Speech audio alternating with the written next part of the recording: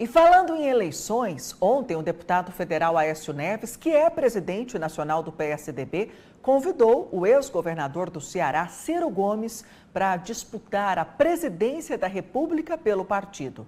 Ciro disse que ainda vai pensar, mas o movimento já causa aquele burburinho no cenário eleitoral.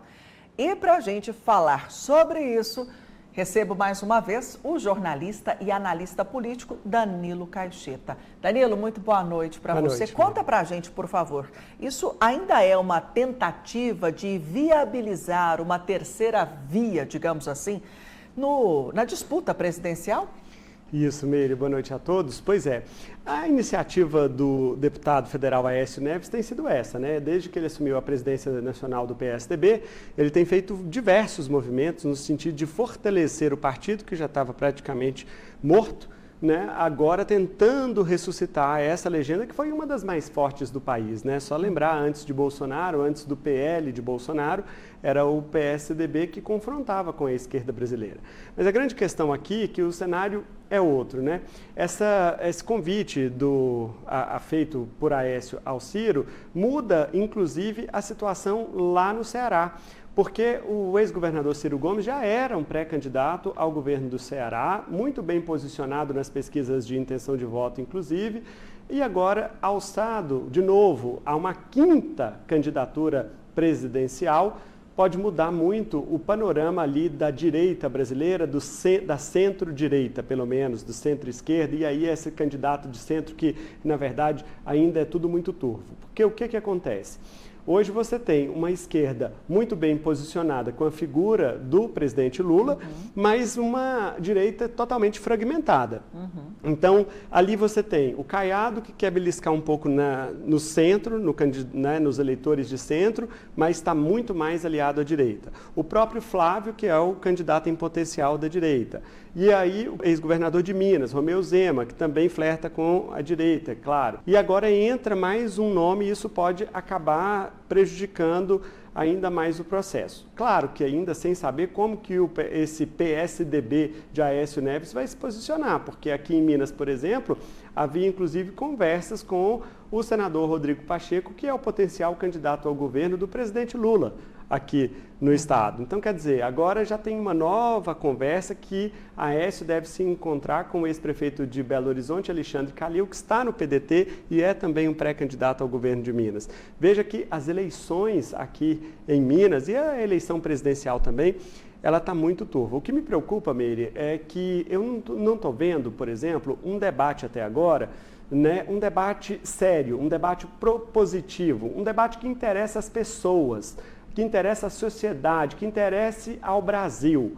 Hoje é o seguinte, se você olhar as declarações dos dois principais candidatos que figuram, pelo menos até agora nas pesquisas de intenção de voto, que é o atual presidente Lula e o filho do ex-presidente Bolsonaro, Flávio, não sobra nada, não há uma discussão sobre Brasil. De um lado tem uma discussão sobre anistia, prisão domiciliar e meu pai. Do outro, é só questão social, pauta política e a preocupação com a reeleição. Porque o que o presidente Lula tem feito ultimamente é só caminhar preocupado com a eleição. Discurso concentrado, é aquela coisa assim, eu vou pensar o que eu vou falar e conversa com o Sidônio, que é o ministro da Secretaria de Comunicação, para poder ver o que pode, o que não pode falar. Então, quer dizer, cadê o debate de Brasil? Cadê os candidatos que vão discutir a economia que anda em frangalhos? Cadê os candidatos que vão discutir a questão da geração de emprego e renda? O problema da saúde pública? Não tem. Isso não tem. Você não ouve os nossos pré-candidatos à presidência da República discutindo o Brasil, Meire. É verdade. E essa terceira via, Danilo, pode favorecer, digamos assim, os eleitores que não querem ir para um lado, mas não querem ir para outro, né, que estão indecisos, porque está muito polemizado, né, a situação toda. Meire, eu estou aqui para eu tendo a concordar com o presidente nacional do PL, Valdemar da Costa Neto. Ele deu uma declaração recente que ele falou assim, não existe terceira via. A terceira via não existe. A terceira via, para ela existir, ela tem que virar segunda via. Então, assim, só existe terceira via se ela se tornar segunda via. Porque o que vai para o segundo turno são os dois mais votados. Então, o que importa aqui é a gente pensar o seguinte, com essa fragmentação, e essa fragmentação contribui para isso. Isso é verdade. A fragmentação de candidatos da direita contribui para não saber quem vai para o segundo turno. Exatamente. Mas assim, hoje, o que se tem hoje é que o segundo turno é formado por Lula e Flávio. Agora, o que vai virar daqui até lá, com campanha, com eleição, com tudo isso que a máquina já está trabalhando e vai trabalhar ainda mais, a máquina do PT. Vamos aguardar. E, gente, a Comissão de Constituição e Justiça da Câmara dos Deputados adiou hoje a votação das duas PECs que propõem a redução da jornada de trabalho no país. A votação que estava prevista para hoje foi suspensa e não tem data para ser remarcada. E, em paralelo, o governo federal apresentou ontem um projeto de lei com o mesmo tema e com votação em regime de urgência. Gostaria que você explicasse para a gente qual é a diferença, o que essa proposta do governo está trazendo de novo. Meire, o que acontece? Tem duas PECs lá na Câmara, né? Então, o que a CCJ de hoje foi a votação da questão constitucional dessas duas PECs. Uma PEC foi apresentada pelo deputado mineiro, Reginaldo Lopes, e a outra pela deputada Érica Hilton, do PSOL de São Paulo. Ponto. Então, isso ainda vai ser discutido de novo, porque foi pedido vista hoje, destaque, vai ainda analisar. Ok. A questão que ontem o governo federal surpreendeu, porque, de novo, vou pegar um pouquinho do que a gente estava aqui conversando antes, o governo federal está preocupado com essas pesquisas. A cada pesquisa de intenção de voto que sai, o Lula cai 1 ponto percentual. Ele não cresce, ele não rampa de jeito nenhum. Então, a preocupação do governo é extrema nisso. O que ele fez? Vamos jogar logo um projeto do fim da escala 6x1 com regime de urgência, porque o regime de urgência é mais acelerado lá na Câmara. A Câmara vai ter 45 dias para votar a matéria e o Senado outros 45. Então é bem mais rápido. Pode pular as comissões especiais, comissões de mérito, tudo isso pula. Então a tramitação é bem mais rápida.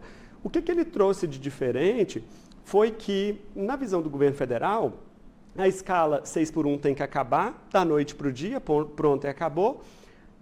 A proposta agora que o governo trouxe é de 40 horas semanais, o limite da carga horária de trabalho do trabalhador brasileiro. Não pode passar de 40 horas semanais e tem que ter 2 folgas de 24 horas consecutivas a cada semana. Ou seja, trabalha 5, folga 2, né? E para tentar coincidir essas 2 folgas com o sábado e o domingo.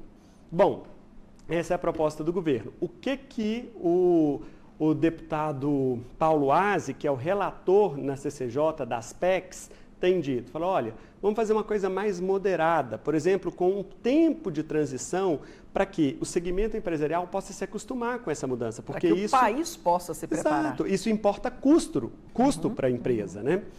E, além disso, ele propôs também uma redução da carga tributária sobre a folha de pagamentos, o que eu achei assim, interessantíssimo.